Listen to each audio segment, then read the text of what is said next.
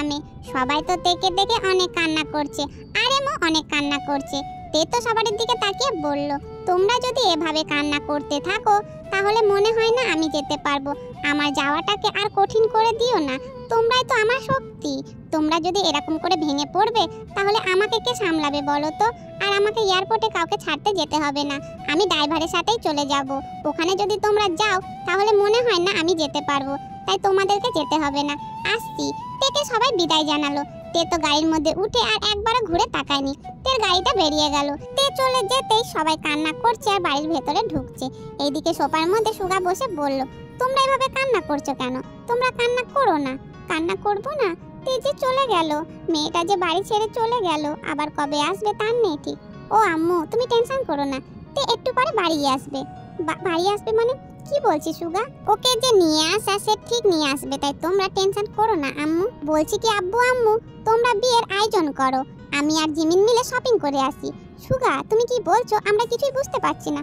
ও আব্বু, একটু পরে তোমরা সব বুঝতে পারবে। তোমরা বিয়ের আয়োজন করো, আমি গেলাম শপিং করতে। জিমিন চলো। আচ্ছা ঠিক আছে চলো।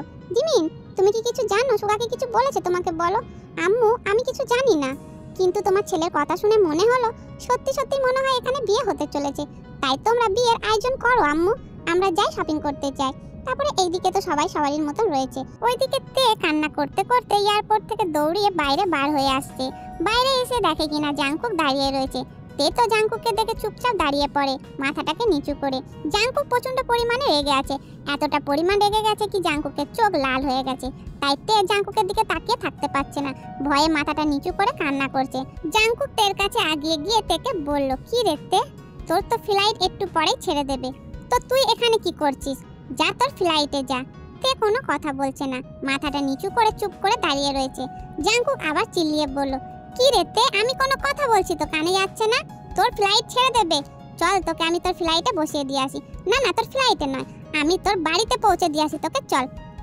না ভাইয়া, আমি যাব না। কেন যাবি না? তোর তো যাবার দরকার, তুই তো এটাই শিখেছিস না, কোনো কিছুর প্রবলেম হলে পালিয়ে যেতে শিখেছিস, সেটাকে ফেস করতে তো তুই শিখিসনি। তোকে তো সেই জিনিসটা কেউ শিখায়নি, তাই না? আমরা তোকে প্রবলেমের ফেস করতেই শিখাইনি, তোকে তো শুধু আমরা শিখিয়েছি তুই প্রবলেমের কাছ থেকে কি করে পালিয়ে যাবি, তাই না? তুই নিজেকে ভাবিসটা কি? তুই ভাবিস কি না তুই নিজে 1,05,000 বছর কষ্ট করেছিস, আর আমরা করিনি? আমরা কোনো কষ্ট করিনি, তাই না? আমি নিজে দেখেছি তে ছোট আম্মুকে তোর ঘরে গিয়ে তোর জন্য কান্না করতে, আর তোর বড় আম্মু তুই বাড়িতে নেই বলে তোর পছন্দের কোনো খাবার বানাতো না। বলতো কিনা যতদিন না আমার তে মা বাড়িতে আসবে ততদিন ওর পছন্দের কোনো খাবার আমি কাউকে খাওয়াবো না। আর তোর বড় আব্বু কোমর ব্যথা, হাঁটু ব্যথা, আর তোর আব্বু চোখে ঠিক মতন দেখতে পায় না, তা প্রত্যেক মাসে মাসে তোর সাথে দেখা করার জন্য চলে আসতো, বল? হ্যাঁ, আর তোর সুগা ভাইয়া জিমিন, ওরা তুই বাড়ি আসছিস না বলে তারা সবসময় তাদের বিয়ের ডেট চেঞ্জ করতো, আর আমি প্রত্যেকটা সেকেন্ড, প্রত্যেকটা মুহূর্ত, প্রত্যেকটা দিন গুনতাম যে কবে তুই আসবি আর তোর সাথে আমার দেখা হবে। না, আমরা তো কিছুই কষ্ট করিনি, এই কষ্টগুলো কোনো কষ্টই না, কষ্ট তো তুই করেছিস তে, তুই, তাই না? আমরা কষ্ট করিনি। আজকে যে তুই এত কিছু জানিস, এত কিছু নিজে থেকে শিখেছিস, কার জন্য শিখেছিস তে? কোনো সময় তোর মাথাতে এটা আসেনি বল যে আজকে যদি আমাকে বাইরে না পাঠাতো আমার আম্মু, তাহলে হয়তো আমি কিছুই শিখতে পারতাম না, কষ্টের সাথে কি করে লড়াই করে বাঁচতে হয় সেটাও জানতাম না। কিন্তু না, বাড়ির লোককে কষ্ট করেনি তো, কষ্ট তো শুধু তুই করেছিস। তো এখানে দাঁড়িয়ে কি করছিস? চল তোকে আমি ফ্লাইটে দিয়ে আসি। জাংকুক তোর হাত ধরে টানতে টানতে নিয়ে যাচ্ছে। এইদিকে তে কান্না করছে আর বলছে, ও ভাইয়া আমি যাব না, আমাকে ছেড়ে দাও না ভাইয়া। না না, তোর এখানে থাকা যাবে না, তোকে তো যেতেই হবে। জাংকুক থেকে টানতে টানতে নিয়ে যাচ্ছে। ওখানে সব লোকগুলো জাংকুক আর তেকে দেখছে। ঠিক তখনই ওখানে আয়ু আসে। আয়ু এসে জাংকুকের হাত ধরে বলল, কি রে জাংকুক, কি করছিস এখানে, আর কার হাত ধরে টানছিস? এটা কে? এটা তে না? এটা তে, তুমি এখানে? জাংকুক তের হাতটা ছেড়ে দেয়। তে গিয়ে আয়ুর পেছনে দাঁড়িয়ে পড়ে। জাংকুক তেকে বলল, আয়ুর পেছনে দাঁড়িয়ে কি করছিস? চল আমি তোকে ফ্লাইটে দিয়ে আসি, চল না। আরে থাম তো, আমার না তের সাথে অনেক কথা আছে। এই যে তে, তোমার কি মাথা ব্যথা খারাপ হয়ে গেছে নাকি? বলো তো, আমাকে সব জায়গা থেকে ব্লক করেছো কেন? হ্যাঁ, আমার সাথে কি কথা বলা যায় না? আমি কি এমন করেছি যে আমার সাথে কোনো রকমের কথা বলা যায় না? আচ্ছা ওসব কথা না হয় বাদ দাও, আমার বিয়েতে আসোনি কেন? এই জাংকুক, আমার বিয়েতে আসিসনি কেন? তোমার বিয়ে মানে? বুঝলাম না। আমার বিয়ে মানে? এই জাংকুক, ওকে কিছু বলিসনি তুই? হ্যাঁ, আর ওকে কি বলবো? ওর কারোর কথা শোনার মতন টাইম আছে নাকি ওর কাছে, তাই যে ওকে বলবো? দেখতে পাচ্ছিস না ওর এখন তাড়া আছে, ও তো চলে যাচ্ছে, তাই না? চলে যাচ্ছে মানে কিছু বুঝলাম না জাংকুক। ও চলে যাচ্ছে আবার আমাকে ছেড়ে। এই তে, তুমি আবার কেন ছেড়ে চলে যাচ্ছ জাংকুককে? 5টা বছর এই ছেলেটাকে এত কষ্ট দিয়ে তাও তোমার মন ভরছে না, আবারও তুমি ছেড়ে চলে যেতে চাও ওকে? হ্যাঁ, 5টা বছর যে ও তোমার জন্য কতটা কষ্ট করেছে আমাকে জিজ্ঞাসা করতে। আমি প্রত্যেকটা মুহূর্ত ওর সাথে ছিলাম, তাই আমি সবটাই জানি। কোনো সময় এমন ছিল না যে তোমার কথা ও বলতো না বা ভাবতো না। 24 ঘন্টা শুধু সুগাকে ফোন করে বলতো, তেকে একবার ফোন কর না, তেকে একবার ফোন কর না। সুগা তোমাকে ফোন ধরিয়ে জাঙ্কুকে তোমার কথা শোনাতো। মানে যতবার সুগা ভাইয়া আমার খোঁজ খবর নিত ততবার জাঙ্কুক ভাইয়া তাকে বলতো না? হ্যাঁ বলতো, শুধু ফোনে বলতো নাকি? যতবার সুগা তোমার সাথে দেখা করতে গেছে, তোমার পছন্দের জিনিসগুলো নিয়ে গেছে, সেগুলো কিন্তু জাঙ্কুক নিজে হাতে কিনে দিয়ে পাঠিয়েছে। মানে বুঝলাম না। মানে এটাইতে জাঙ্কুক তোমার সাথে থাকুক বা না থাকুক, তোমার পাশে সারা জীবন ছিল, তাই তুমি সেটা বুঝতে পারোনি। জাঙ্কুক তোমাকে বুঝতে দেয়নি বলে তুমি বুঝতে পারোনি। আমি কিন্তু তোমাকে এসব কথা বলার জন্যই বারবার তোমার সাথে কথা বলার চেষ্টা করতাম, কিন্তু না, তুমি তো আমাকে সব জায়গা থেকে ব্লক করে রেখে দিয়েছো। এবার আমাকে বলো তো ব্লক কেন করেছো? তুমি যে সেদিনকে জাঙ্কুক ভাইয়ার ফোনে ফোন করে বলছিলে তোমাদের বিয়ের কথা আর তোমাদের বেবির কথা। তোমাদের বেবি মানে জাঙ্কুক ভাইয়া আর তোমার বেবি? এ কি বলে জাঙ্কুক? আমি জানি না। হ্যাঁ এইতে তুমি কি ভেবেছিলে? হ্যাঁ এইতে চুপ কর, কি ভেবেছিলিস তুই?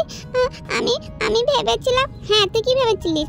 আমি ভেবেছিলাম তোমার আর জাঙ্কুক ভাইয়ের মধ্যে রিলেশন আছে।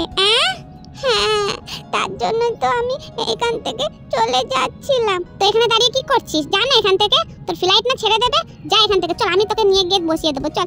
না আমি যাব না। এই চল আমার সাথে চল। এই জাঙ্কুক ছাড় না ওকে। না তুই দেখতে পাচ্ছিস মেয়েটা কত বদ হয়ে গেছে। ও আমার ফোন তুলেছিল, তুলে এসব কথা শুনেছে, তো ও একটা বার তো আমাকে জিজ্ঞাসা করতেই পারতো না? ও মনের মধ্যে যেটা ভেবে রেখেছে সেটা নিয়ে ও চলে যাচ্ছিল। মানে ও এই কারণে চলে যাচ্ছিল আমাকে ছেড়ে। ভালো কথা, ওকে আমি এক্ষুনি ফ্লাইটে দিয়ে আসবো। ওকে এখানে রাখবোই না আমি। এই চল তুই আমার সাথে চল। না আমি যাব না ভাই, আমি যাব না। না তুই যাবি। এই জাঙ্কু, ও তো ওর ভুলটা বুঝতে পেরেছে নাকি? ওর ভুল বুঝতে পেরেছে মানে ও যদি এখান থেকে চলে যেত তাহলে আমার কি হতো সেটা তুই বুঝতে পারছিস আয়ু? কি হতো? তুই আবার গিয়ে ওকে নিয়ে আসতিস। আমি গিয়ে ওকে নিয়ে আসতাম মানে? আমি তো এখন ওকে গিয়ে দিয়ে আসবো। আমি যাব না। তুই যাবি না মানে? তুই তো এখান থেকে চলেই যাচ্ছিলিস, এখন যাবি না মানে? তোকে যেতে হবে। জাঙ্কুক তোর হাত ধরে টানতে টানতে নিয়ে যাচ্ছে। তের তো প্রচন্ড পরিমাণ রাগ হয়ে গেল। তে এবার রাগের চোটে বলে দিল, ওই গাধা চুপ করে আমার কথাটা শোন। জাঙ্কুক তো থমকে দাঁড়িয়ে গেছে। তে এটা কি বলল? আয়ুব বলল, এ বাবা, তে তারটা তো আবার কেটে গেল। এবার কি হবে? তুই আমাকে গাধা বললি, আবার তুই বললি? হ্যাঁ বলেছি তো। আমি একটা কথা বলতে চাইছি, সেটা না শুনে শুধু চল চল করছে। আমি আমার কথাটা বলে নিই, তারপর তুমি যেখানে খুশি আমাকে রেখে আসবে। আমার কথাটা চুপ করে শোনো। আমি ফ্লাইটে বসার পর আমার কিছু ভালো লাগছিল না। আমার খুব মন খারাপ করছিল তোমার জন্য। মনে হচ্ছিল এবার যদি আমি তোমাকে ছেড়ে গেছি তাহলে হয়তো আমি আর বাঁচতে পারবো না। আমি তোমাকে ছাড়া যে আর থাকতে পারবো না। কোথাও হয়তো আমি ভুল করছি, তাই আমি ভাবছিলাম তোমার সাথে কথা বলাটা অনেক দরকার। তোমাকে বলার দরকার যে আমি আর তোমাকে ছেড়ে থাকতে পারবো না। তাই তো আমি ফ্লাইট থেকে পালিয়ে এসেছি ভাইয়া। আর এখানে এসে দেখছি কিনা তুমি দাঁড়িয়ে রয়েছো। ভাইয়া আমি তোমাকে অনেক বেশি ভালোবাসি। আমার আর ভালো লাগছে না, আমি আর পারবো না তোমাকে ছাড়া থাকতে। প্লিজ ভাইয়া। জাঙ্কুক তো তোর কথা শুনে কান্না করছিল, তোর কাছে গিয়ে জড়িয়ে ধরে বলল, তে আমিও যে তোকে ছাড়া থাকতে পারবো না, আমি যে তোকে ছাড়া বাঁচতে পারবো না। তে তুই এভাবে আমাকে ছেড়ে যাস না। তোর যদি কোনো জিনিসের জন্য ডাউট হয় তাহলে সবকার আগে এসে আমাকে জিজ্ঞেস করবি। তে আমার সাথে কথাগুলো ক্লিয়ার করবি। এভাবে আমাকে ছেড়ে যাবার কথা ভাববি না বল। আমি আর কোনোদিন তোমাকে ছেড়ে যাব না ভাইয়া, কোথাও যাব না। আমি তোমার কাছেই থাকবো। তে তুই আমার কাছেই থাকবি, আমি তোকে কোথাও যেতেই দেব না। জাঙ্কুক আর তে একে অপরকে জড়িয়ে ধরে দাঁড়িয়ে রয়েছে। আয়ু দেখে বলল, অবশেষে তোরা দুজনে এক হলি তাহলে। জাঙ্কুক থেকে ছেড়ে দিয়ে বলল, তুই এখানে কি করছিস বললি না তো? কি করব বল, তোরা তো আর আমার বিয়েতে এলি না। আমার বিয়েতে যে আত্মীয় স্বজনগুলো এসেছিল সবাই তো চলে গেছে। আজকে আমার শ্বশুর আর শাশুড়ির ফ্লাইট ছিল, তাদেরকে ফ্লাইটে ওঠাতে এসেছিলাম। তুই একলা এসেছিস নাকি? না না, আমি একলাই আসিনি। বাবা, তোর মনে হয় ইউনো আমাকে একলা ছাড়বে? ইউনো? হ্যাঁ বেবি, এখানে এসো। ইউনো আসতেই আয়ুব বলল, এটা হলো জাঙ্কুক, তুমি তাকে ভালো মতো চেনো। এ আমার বেস্ট ফ্রেন্ড। আর এ হলো তে। এতে মানে সেই তে? হ্যাঁ, এ হলো সেই তে। সেই তে মানে তুমি কি আমাকে চেনো? না, আমি তোমাকে চিনি না, কিন্তু জাঙ্কুকের মুখে আর আয়ুর মুখে তোমার নাম বারবার শুনেছি। এমন একটা দিন যায়নি আমার যে জাঙ্কুকের মুখ থেকে তোমার কথা শুনিনি। ওসব কথা বাদ দাও, কেমন আছো তাই বলো। ভালো আছি। এই জাঙ্কুক শোন না, আমার বিয়েতে তো তুই এলি না, তো তোরা বিয়ে কবে করছিস বল, আমি কিন্তু তোদের বিয়েতে যাব।